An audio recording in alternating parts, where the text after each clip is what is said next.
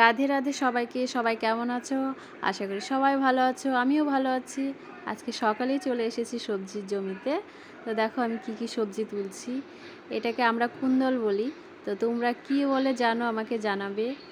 তো এটা আজকে না তুললে দু একদিন পরে তুললে এটা খাওয়া যাবে না, এর ভিতরে আঁশ হয়ে যায়। অনেকটাই বড় হয়ে গেছে। তার সাথে আমি তুলে নিচ্ছি ঝিঙে। ঝিঙেই তো জানো সবাই, তবে ঝিঙের থেকেই কুন্দলটা খেতে বেশি টেস্ট লাগে। এটা অনেকটাই মিষ্টি মিষ্টি লাগে, এটা নিরামিষ খেতেও ভালো লাগে, আবার একটু পেঁয়াজ মাছ টাছ দিয়ে রান্না করলেও খুব ভালো লাগে। তো আজকে শনিবার, তার সাথে ভাবলাম কিছুটা কুমড়ো ফুল তুলে নিই। কুমড়ো ফুলের বড়া গরম গরম ভাতের সাথে খুবই টেস্টি লাগে। এখন বর্ষার সময় এত বৃষ্টি হচ্ছে, আর তার জন্য হচ্ছে শাক সবজিগুলো একদম সবুজ হয়ে আছে। এত কুমড়ো ফুল ফুটছে, প্রচুর কুমড়ো ফুল। তো দেখো আমি কিছুটা তুললাম, সব তুলিনি।